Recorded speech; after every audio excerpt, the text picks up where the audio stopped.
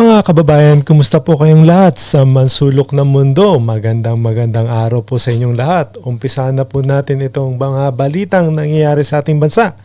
Ito nga po mga kababayan, pag-usapan po natin itong sinibak sa pwesto na pinuno ng anti-kidnapping group. Ito nga yung chip nila mga kababayan dahil po sa kasinungalingan na dinukot na estudyante ng British School ng Manila, kung natatandaan niyo po yun mga kababayan, ay hindi daw po totoong nasagip ng PNP. Ito yung kaya po sinibak sa pwesto itong chip na to, yung pinuno nila mga kababayan. Hindi pala totoong nasagip ng mga otoridad ang 14 anyos na estudyante ng British School Manila na dinukot noong nakaraang buwan mga kababayan. Dahil nga sa mga kasinungalingan nito, sinibak agad sa pwesto ang pinuno ng PNP, anti-kidnapping group. Matapos mabunyag ang peke nilang accomplishment mga kababayan. Ako po. Ano ho nangyari? So bago po natin panoorin ang buong video mga kababayan, mag-subscribe po muna tayo sa ating YouTube channel para sa ating news update sa mga nangyayari sa ating bansa. Ito, panoorin po natin mga kababayan ang buong video at tayo ay mag-komento para dito. Sige po. Hindi pala totoong nasagip ng mga otoridad ang 14 anyos na estudyante ng British School Manila na dinukot noong nakaraang buwan. Dahil sa kasinungalingang ito, sinibak agad sa pwesto ang pinuno ng PNP Anti-Kidnapping Group matapos mabunyag ang peke nilang accomplishment. Pero ano nga ba ang totoong nangyari? Alamin natin sa buong detalye ni Paul Montibon. So yan po, sinibak sa pwesto mga kababayan.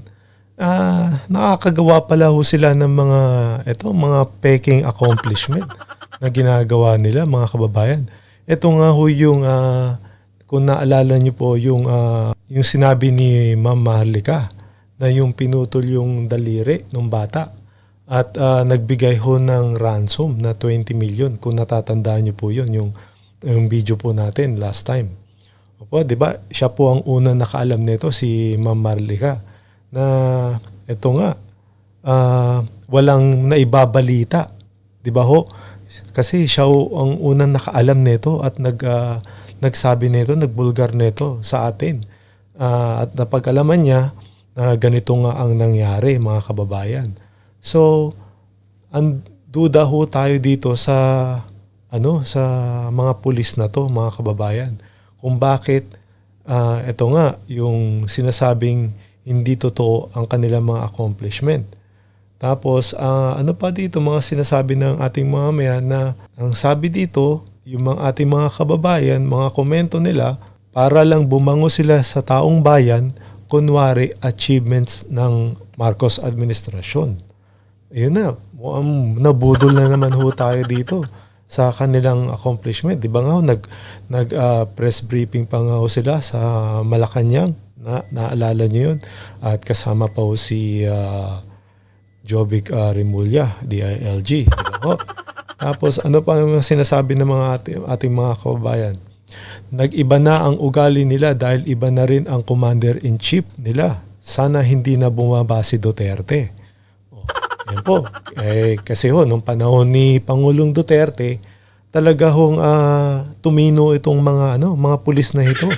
At wala mga kalokohan dahil kung gagawa sila ng kalokohan, talagang sibak ho talaga mga kababayan.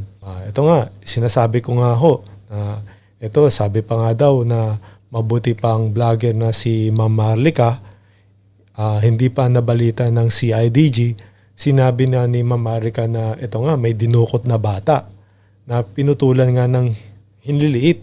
Di ba? Totoo nga yun.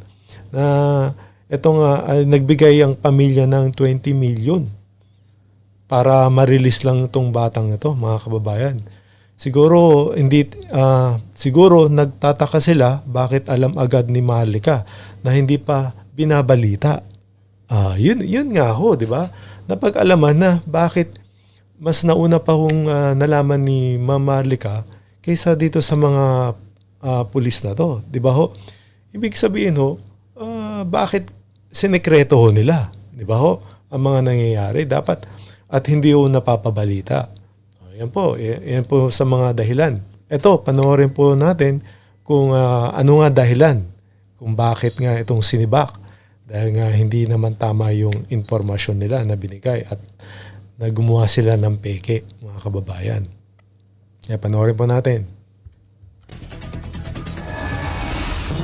Pinagpapaliwanag ng PNP CIDG ang pamunuan ng PNP Anti-Kidnapping Group kaugnay sa naiulat nitong questionable rescue operation mula sa isang estudyante na nag-aaral sa isang pribadong eskwelahan sa Maynila. Batay sa paunang investigasyon ng PNP CIDG, hindi pala nasagip ng mga otoridad ang batang biktima na kinilalang si 01, kundi iniwan lamang ito sa Parañaque City. Kwenesyon din kung bakit walang naarestong suspect sa ginawang rescue operation. Lumalabas Yun, yung mga kababayan. Hindi wala hong naarestong mga kidnapper, mga kababayan. Nasaan ho yung mga kidnapper? Tapos, eto nga ho, yung nag-release sila ng pera, hindi nila alam. O, saan ho napunta yung pera? Di ba ho? E di may connection ho yan, mga kababayan. So, talagang itong hanay ng PNP ngayon, mga kababayan, kawawa ho talaga yung mga matitunong mga pulis. Nadamay ho talaga dito, mga kababayan.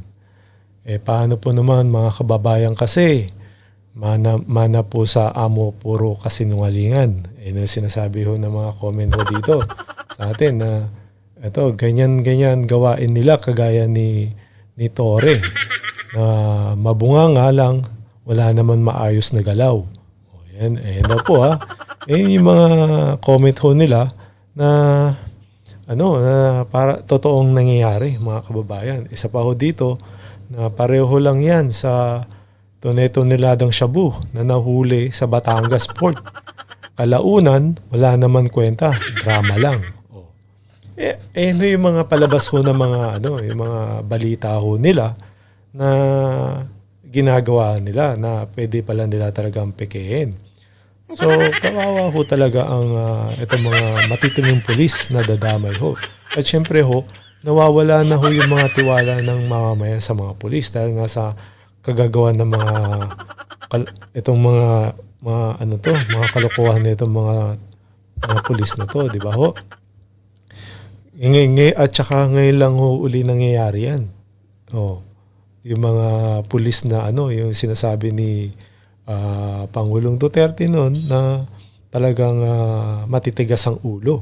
At ito may mga connection nga sa mga krimen, mga kababayan, di ba ho? So, kawawa ho talaga. Tapos ito pa, yung mga comment ho nila na ganito, pwede rin ho mangyari na baka sila yung kumidnap, tapos sinabi lang na nasagip nila. O, yan din, pwede ho mangyari din ho yan, di mga kababayan. Nakakasira ho talaga ng imahe nila yan. Di ba ho? Ng PNP. So, kawawa ho. Sige, tuloy ho natin.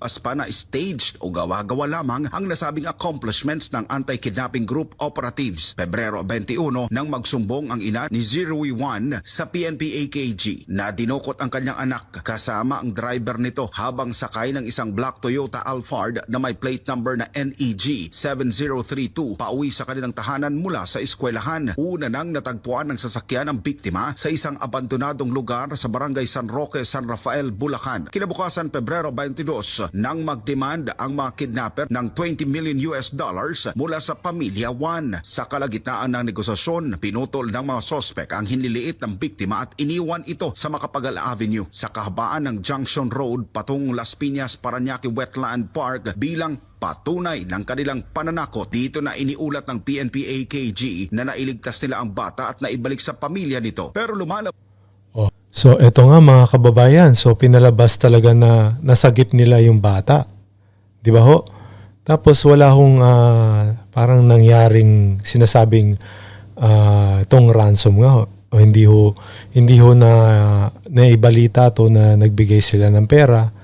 Na eto nga, yung binalita ni Ma'am Malika na 20 million mga kababayan. 20 million ho yun. Siguro, di natin ho alam kung pinaghahati-hatian na nila yung ano nito, di ba ho? Modus ho nila to. Tapos nasabi pa ho nito ng mga ano natin, yung mga kababayan natin, na lahat naman yan peke nangyayari sa gobyernong bangag. Ay, di ho natin alam mga kababayan. Mana po sa amo nila, maling gawain, para mapabango lang sa harap ng media. Tapos kaya daw nila manipulahin ito. Kagaya ho ng style ni Bangag. Hindi ho tayo nagsasabi niyan dahil binabasa ko lang ho yung comment nila. Kung ano yung ano nila, yung opinion nila, di ba ho? Ayan ho, manang-mana ho sa ano nila, sa amo nila na fake accomplishment. Fake public service. Ngagba, budol-budol. Yan po mga kababayan ha. Tapos meron pa nagsasabi na hindi na talaga kapanipaniwala ang PNP ngayon sa pamumuno ni Marbil. Yan po mga kababayan. Tapos sabi naman ng iba, na nambubudol din ang mga kapulisan para kunwari may accomplishment. Kawawang Pinas, daming sinungaling sa gobyerno, pera-pera lang ang target dahil foreigner magbabayad ng ransom. So totoo po yung ini-expose ni Ma'am Marlica dito, tungkol dito. Kaya nga siguro napag-alaman nila itong yung PNP chief nila na at di ko alam kung totoong sinibak ba talaga sa pwesto o nirelieve lang, di ba ho? Pwede ho bumalik yung mga yan, mga kababayan. Tapos sige panoorin ho natin. Bas ngayon sa investigasyon ng PNP-CRDG na hindi aktwal na nasagip ang bata, bagkus iniwan lang ito sa Parañaque City na naglalagay sa duda sa naging pahayag ng mga operatiba ng anti-kidnapping group. Sa ngayon iniwan lang daw ho sa Parañaque, sa isang lugar. Wala ho. Wala hong operasyon na naganap, mga kababayan. So wala hong ginawa dito yung PNP. Yan hong yan ang tawag dito, yan ang ginawa nila. Na sinasabi nila na nailigtas nga nila. Di ba ho? Hindi talaga totoo na nasagip ng PNP ito, mga kababayan. So, sige po. Samantalang hahalili bilang officer in charge ng anti-kidnapping group si Police Colonel Paul Albay. Mananatili sa pwesto si Albay bilang OIC habang nagpapatuloy ang masusing investigasyon sa nirelieve na si AKG Chief Police Colonel Elmer Ragay kaugnay ng insidente. So, yan po mga kababayan yung nirelieve sa pwesto. Nirelieve daw po, nirelieve lang. Hindi ho hindi ho sinibak yan talaga sa pwesto. Dapat yan talagang tinatanggal na ho. Hindi na pwedeng bumalik, di ba mga kababayan? Dapat hindi na hindi na ho binabalik dahil nga alam naman niya yung operation niya, yung ginagawa niya, siya po yung head niya. Siyempre, dapat alam niya lahat.